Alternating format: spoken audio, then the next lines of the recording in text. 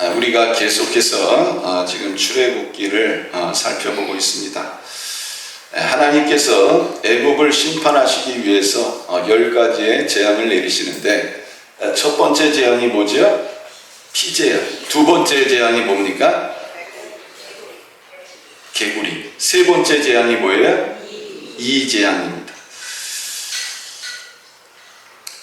자, 하나님께서 내리신 이 재앙들이 애굽 전역에 엄청난 고통과 또 아픔을 주었습니다. 그런데 문제는 이런 고난을 당하면서도 깨닫지 못하고 하나님 앞에 돌아오지 못했다는 것입니다.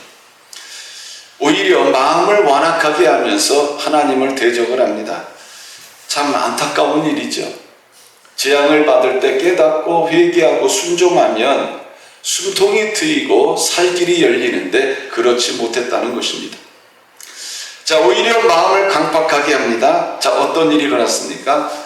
이제 세 번째 재앙을 내리게 됩니다. 자, 세 번째 재앙이 이입니다. 자, 다른 말로는 모기 또는 각닭이 이렇게 이야기를 합니다.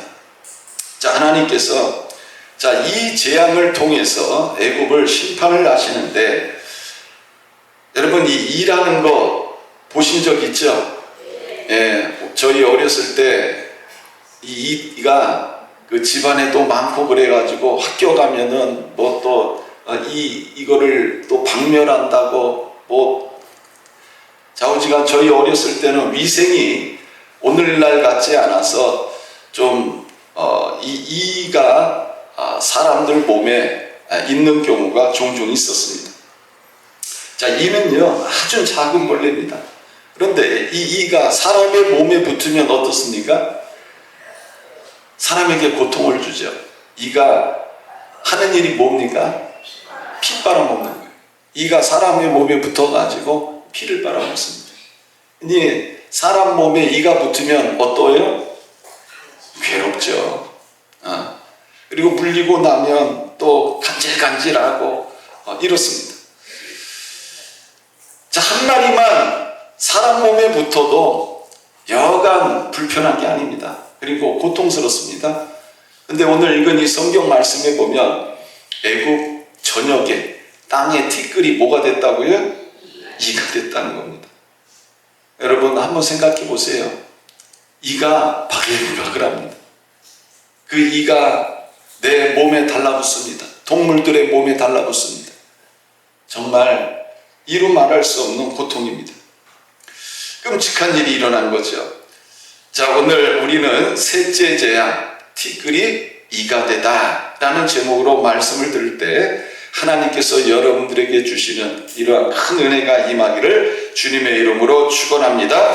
자, 첫 번째로는요, 하나님은 보잘것없는 작은 것을 사용하여 일하신다는 것입니다.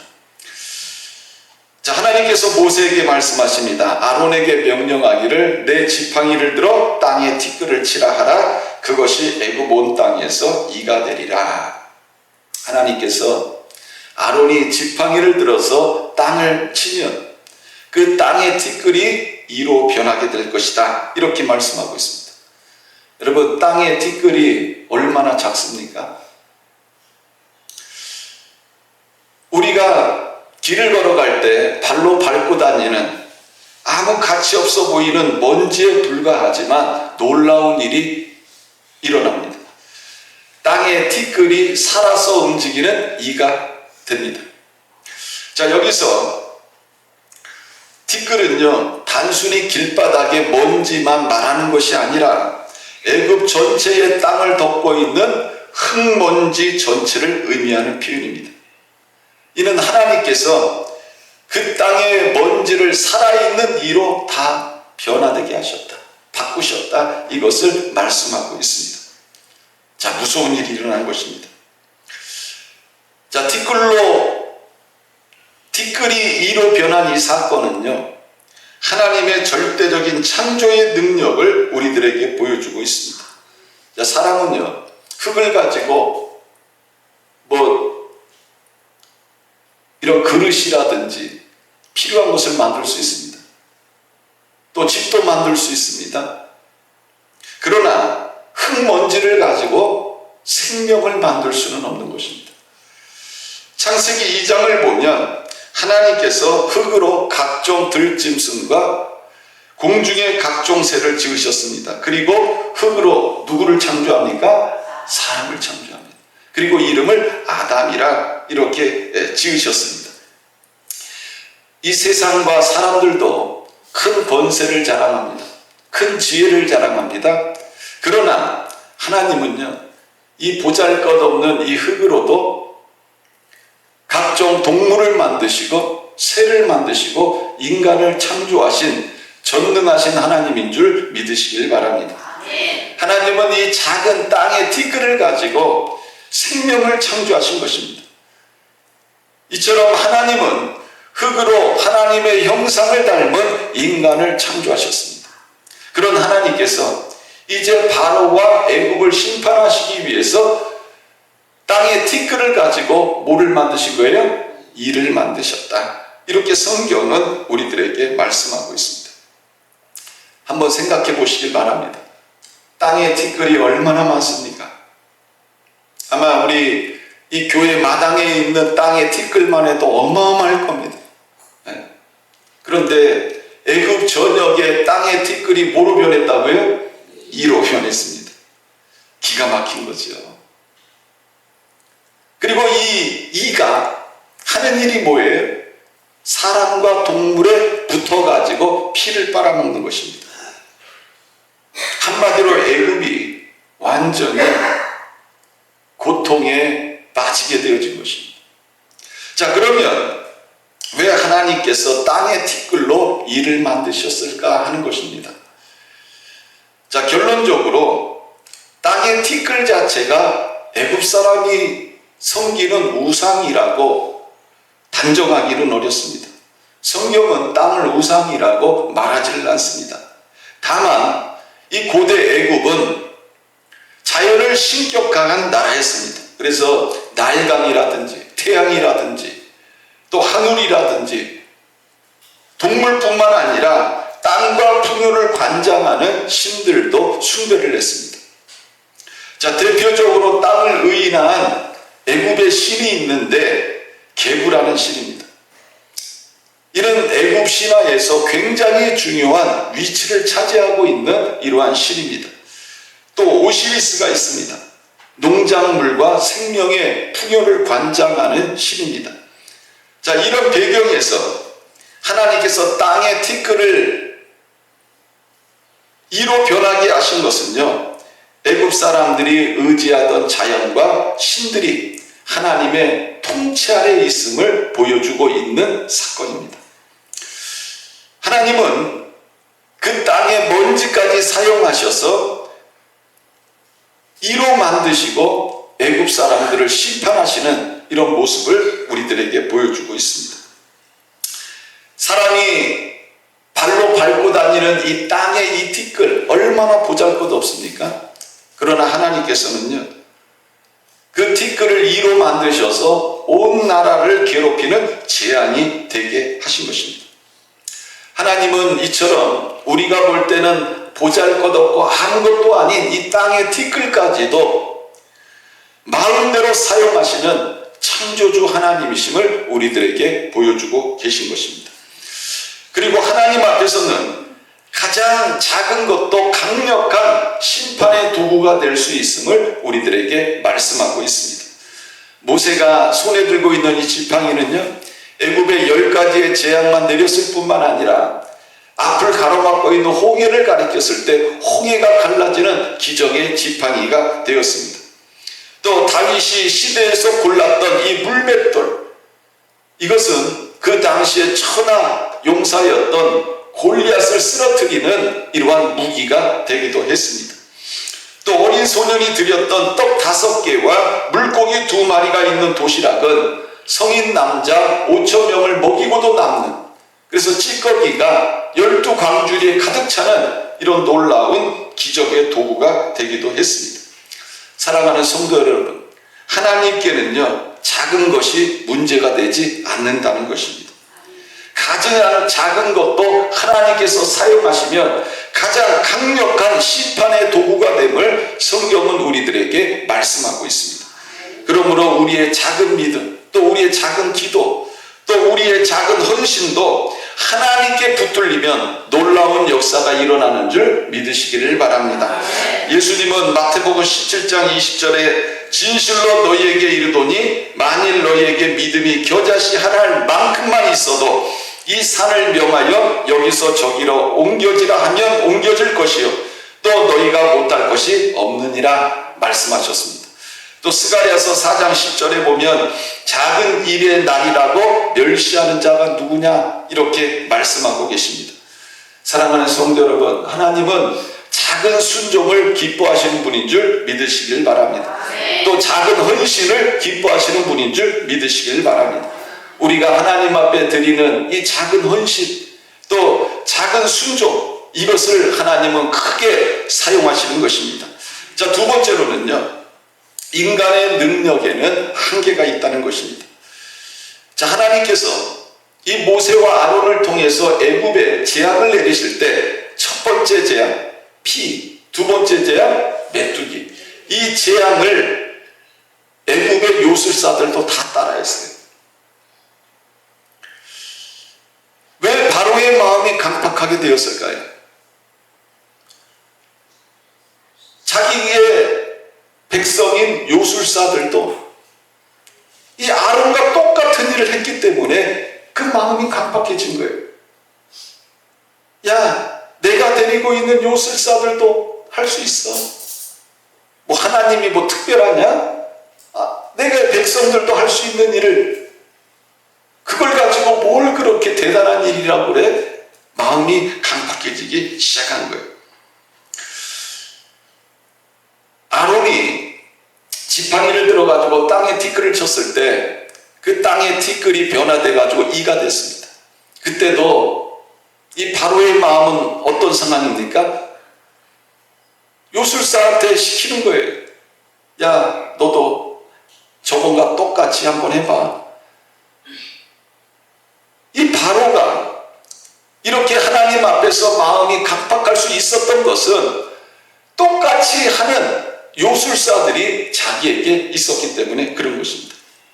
이번에도 똑같이 하라고 명령을 내렸습니다. 그래서 요술사들이 명령을 받고 했는데 어떤 일이 일어납니까? 안 일어납니까? 땅에 티끌이 이로 변합니까? 안 변합니까? 하나도 변화되지 않는 거예요. 아무리 애를 써도 어떤 일도 일어나지 않았습니다. 왜 그럴까요? 첫 번째로는요, 생명은 하나님만 창조하실 수 있기 때문에 그렇습니다. 18절 말씀 우리 같이 한번 읽어볼까요? 자, 18절 시작. 요술사들도 자기 요술로 그같이 행하여 이를 생기게 하려 하였으나 못하였고 이가 사람과 가축에게 생긴지라. 자, 요술사들도 피재앙, 개구리 재앙 똑같이 따라했습니다. 그러나 이번에는요, 티끌을 가지고 이를 만드는 것, 이것은 따라할 수 없었다는 것입니다. 그 이유는 이 생명을 창조할 수 있는 존재는 하나님 외에는 없기 때문에 그렇습니다.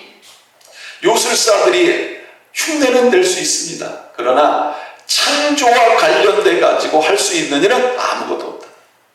그래서 창세기 2장 7절에 보면 여호와 하나님이 흙으로 사람을 지으시고 생기를 그 코에 불어 넣으시니 사람이 생명이 되니라. 바로 하나님만이 생명의 근원임을 말씀하고 있습니다. 또한 시편 36편 9절 말씀에 보면 진실로 생명의 원천이 주께 있사오니. 오늘날 세상 지혜가 발달하고 과학과 의학이 발달했습니다. 뭐 체세포를 통해 가지고 복사를 한다 그러고 많은 복제를 한다 그러고 이야기를 하죠. 그러나 여러분, 무에서 유를 또 생명을 창조할 수 있는 분은 하나님밖에 없다. 성경은 이것을 우리들에게 말씀하고 있는 겁니다. 자, 두 번째로는요, 하나님의 권능 앞에서 사탄의 능력은 한계가 있다는 것입니다. 요술사들이 셋째 재앙을 따라하는 행동을 한 후에 되지를 않자 실패한 후에 왕에게 이렇게 말을 합니다. 이는 하나님의 권능입니다. 이는 하나님의 권능입니다. 이는 인간의 요술이나 악한 영의 능력이 하나님의 창조적 권능 앞에서는 한계가 있음을 보여주고 있는 것입니다. 결국 하나님 능력 앞에서는 한계를 인정할 수밖에 없음을 요술사들이 고백하고 있는 것입니다. 오늘날 우리들도 하나님의 능력을 인정해야 됩니다. 내가 세상에서는 사람들에게 추앙을 받고 존경을 받고 영향을 받고 힘이 있다 할지라도 하나님의 권능 앞에서는요 아무것도 아니라는 것입니다. 우리는 시편 120편 7절을 기억해야 됩니다.